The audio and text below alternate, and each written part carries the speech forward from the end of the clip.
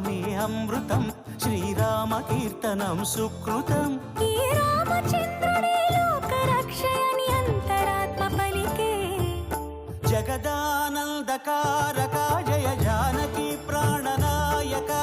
శుభ స్వాగతం ప్రియ పరిపాలక జగదానందకారక జయ జానకి ప్రాణనాయక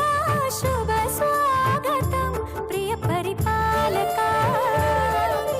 మంగళకరమౌ నీరాక ధర్మానికి వేదిక అవుగాక మా జీవనమేక పావనమౌగాక